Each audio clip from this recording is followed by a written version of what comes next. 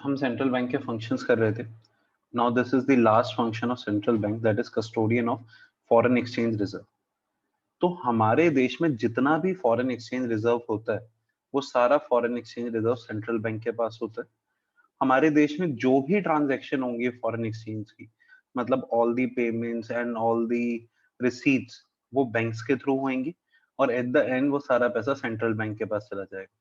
तो इसी वजह से central bank is having authority कि वो मनी सप्लाई को कंट्रोल कर सकता है, वो फॉरेन एक्सचेंज के रेट को कंट्रोल कर सकता है.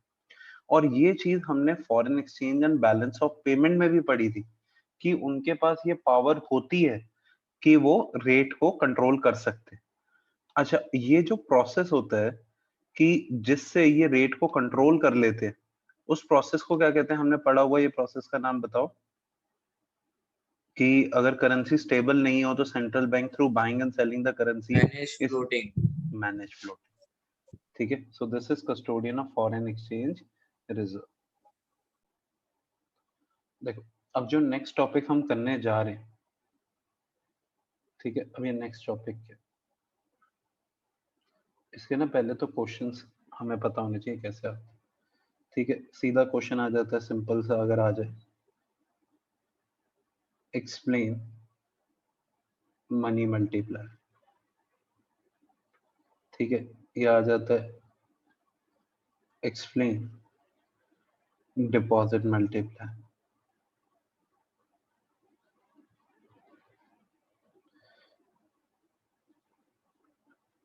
Explain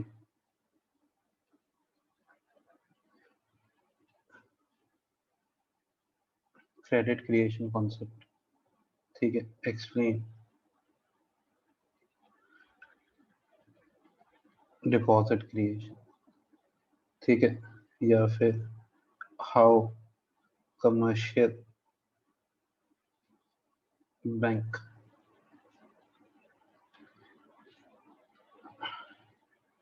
create money.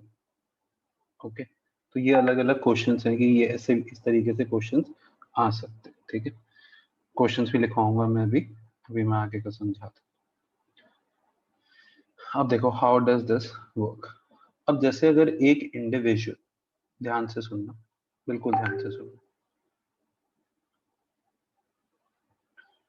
एक इंडिविजुअल एक बैंक में जाता है और बैंक में जाके 1 लाख रुपए जमा करा देता है. तो बैंक को डिपॉजिट मिलता है ₹1 लाख का.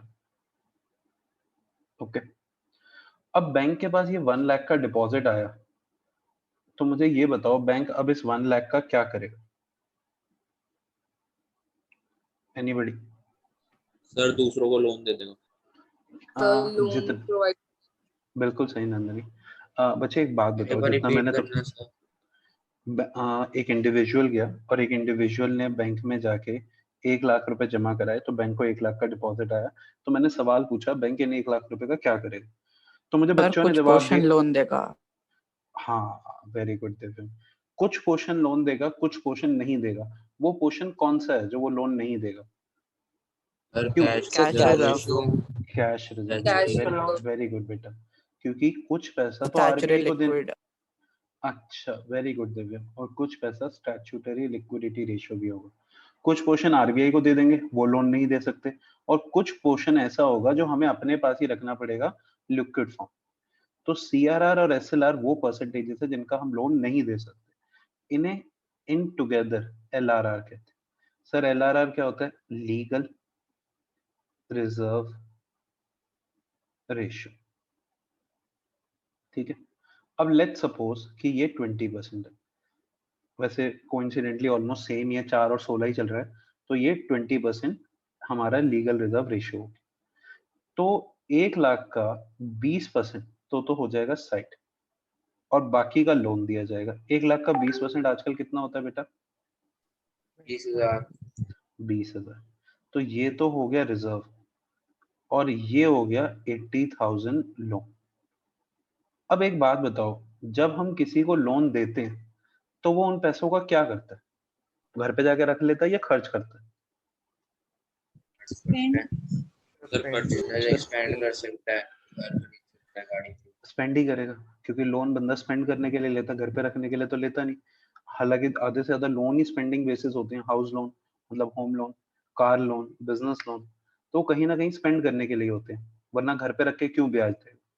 तो जब वो स्पेंड करेगा तो spending of one become income of another, जब वो स्पेंडिंग करेगा तो किसी और की इनकम बनेगी। और हम ना एक अजम्पशन लेके चल रहे हैं कि we are in a white economy, ठीक है। जब हम पढ़ाते हैं तो इसी हिसाब से पढ़ाते हैं, तब थोड़ी ये सोच के पढ़ाते हैं कि नहीं भैया ब्लैक मनी भी होगा, ये सब तब थोड़ी सोचा जाता। तो वी आर अज्यूमिंग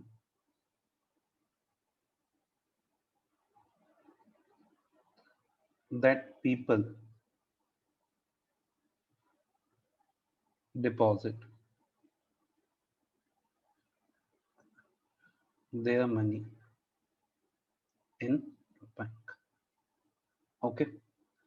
तो बैंक को एक नया डिपॉजिट मिल जाएगा इसी तरीके से 80,000 का, ओके। तो जो डिपॉजिट पहले 1 लाख था, अब 80,000 और ऐड हो गए। अब ये जो बैंक को नया डिपॉजिट आया 80,000 का, तो बैंक इसमें से भी कुछ रिजर्व रखेगा और कुछ का लोन देगा। कोई बच्चा मुझे बताएगा रिजर्व कितना रखेगा और लोन कितना देगा? सर सोचो रिजर्व सोचो। 16,000 16,000 और लोन 60 64,000।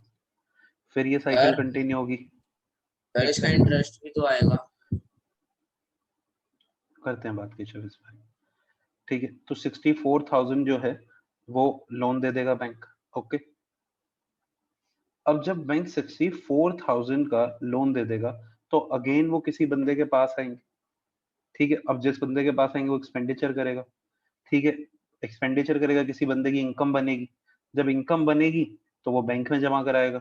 तो बैंक 12,800 का रिजर्व बनाएगा, 51,200 का डिपॉजिट करेगा।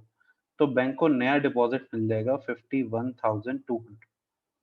तो तुम क्या देख रहे हो कि हर बारी जो डिपॉजिट क्रिएट हो रहा है वो पिछली बार का 80% है। फिर यहाँ पे जो डिपॉजिट क्रिएट हो रहा है वो पिछली बार का 80% है।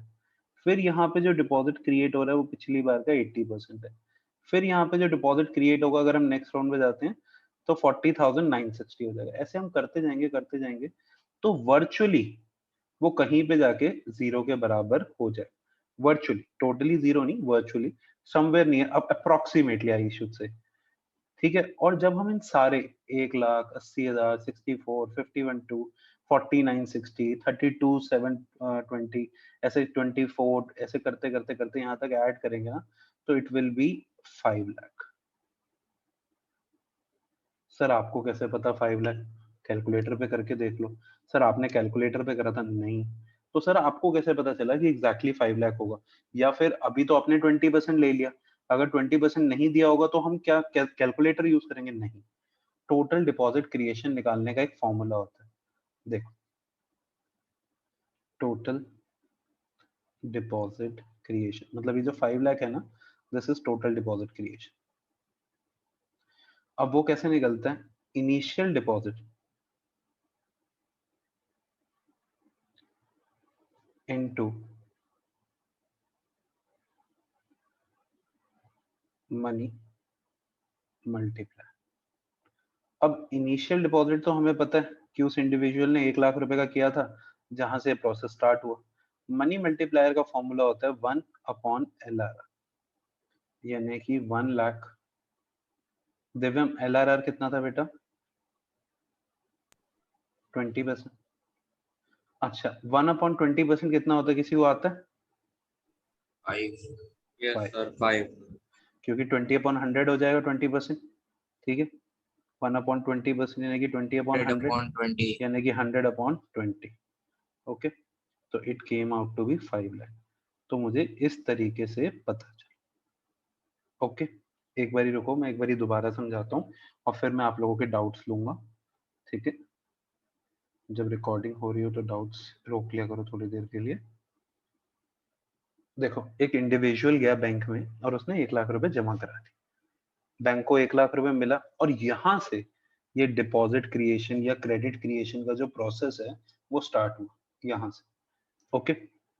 अब बैंक को 1 लाख रुपए मिले, बैंक तो चाहता है कि वो सारे का लोन दे दे, but there are some legal requirements to keep aside a certain portion that should go to central bank, that is CRR, and a certain proportion should be kept aside in the liquid form so that the people who have deposited the money, if they come to withdraw it, they can get the money.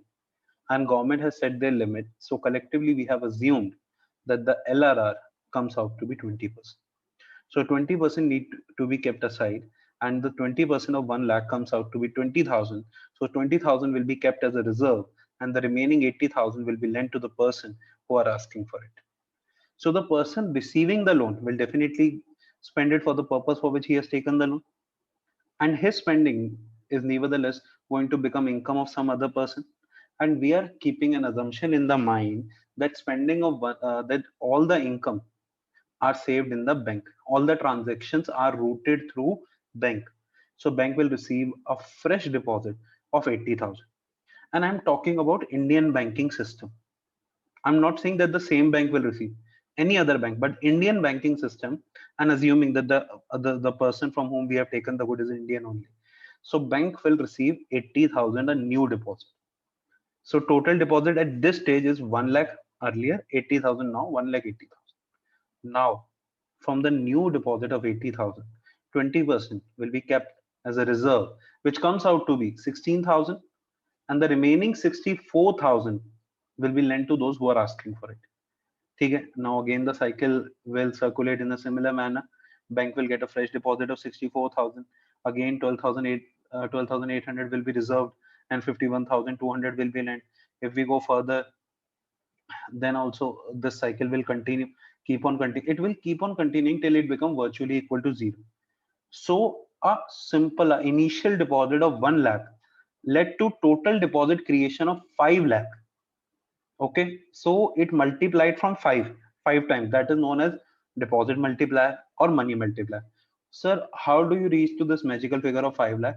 There's a formula. Total deposit creation is equal to initial deposit into money multiplier. That is 1 lakh into 1 upon LRR, 1 lakh into 1 upon 20% in this case. Okay, so 1 lakh into 5 lakh. Okay. Explanation अभी लिखनी है, पहले समझा देता हूँ. Whenever an initial deposit is made into commercial bank, it leads to creation of multiple deposits. The multiple by which deposit increases is money multiplier or deposit multiplier. Total deposit creation depends upon two things: initial deposit and legal reserve ratio. Initial deposit क्या होता है? जो उसने It deposit is लगाया the करने fresh amount of deposit made to commercial bank which initiate the credit creation process. और legal reserve ratio क्या होता है? It is proportion of total deposit that cannot be used for lending purpose. It is sum of CRR and SLR. The CRR और SLR की definition है वो हमें पता है. Total deposit creation is initial deposit into money multiplier या फिर initial deposit into 1 upon LR. Or working of multiplier. Working of multiplier is just like an example. Let's suppose initial deposit of 10,000 is made to commercial bank. Now commercial bank will keep some portion as a reserve. Let's say LRR is 20%. So it will keep 2,000 as reserve and will lend remaining 8,000, which will be credited in the account of someone. Now person receiving this amount of money will spend for the purpose for which he has taken the loan, which will become income of other person. Now he will deposit this income to the bank. So bank will get a fresh deposit. Bank will get a deposit of 8,000. Now it will keep a reserve of 1,600 and will lend remaining 6,400. This is second round of credit creation. This cycle will continue till the total deposit creation become equal to zero. Total deposit creation is initial deposit into money multiplier, 10,000 into 1 upon 20% or 50,000. Okay, got it. जो समझाया था example में, that is only the explanation, कोई नई चीज नहीं है, वही चीज है. हाँ, किसी को अब कोई इसमें डाउट है, कुछ पूछ